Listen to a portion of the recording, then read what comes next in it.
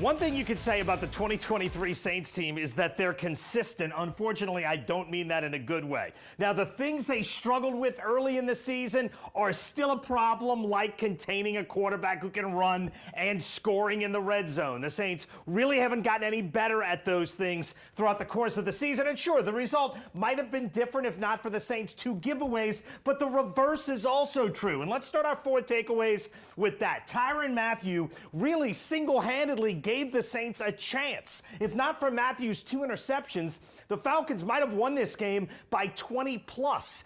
Takeaways have been a strength for the Saints all season. They have 20 through 11 games. That's tied for 3rd best per game in the NFL, but that might be the lone positive. At number 3, here's the reality. The Saints offense was just not good enough to win on Sunday. Now, first of all, the pick 6 is so hard to overcome. I went back a decade and looked at every Saints game with a pick 6 in it. Now, this is the craziest one. Detroit 2017, 3 pick 6s in one game. Marshawn Lattimore, Cam Jordan for the Saints, A'Shawn Robinson for the Lions. The Saints won that game. We're going to throw that game out. In the last decade, the Saints have gotten pick 6s in a game 7 times. They are 7-0 in those games. They've thrown pick 6s in a game 11 times now. They're 1-10 in those games. This one in this game was game-changing, and the Saints couldn't fix it because they couldn't score touchdowns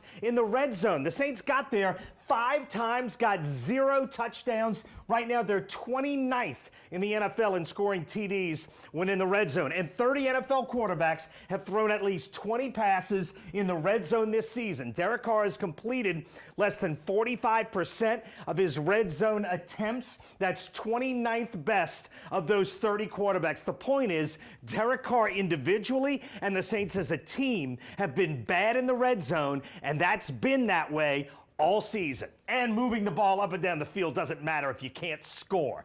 And here's the thing. At number 2, other than Matthew's takeaways, the defense really wasn't any better. After the game, the Saints are now 11th in the NFL in total defense, giving up 320 yards a game. But in the last 4 games, they're giving up 380 a game, which would be 29th best in the league. The last month has been terrible. The Falcons do one thing well. They run the ball right at you. Everybody knows it. They came into this game averaging the 5th most rushing attempts in the NFL. What's so disheartening about this game is the Saints knew what Atlanta was going to do. They had 2 weeks to prepare for it, and they could not stop it. The Falcons rushed for nearly 100 yards over their average. You cannot win an NFL game if the other team does that. And at number 1, reality is now setting in. Look, before the game, you could have had hope that the Saints would hammer the Falcons and pull away in the division. And then Sunday happened. And here's the reality now. The Saints have one of the NFL's oldest rosters.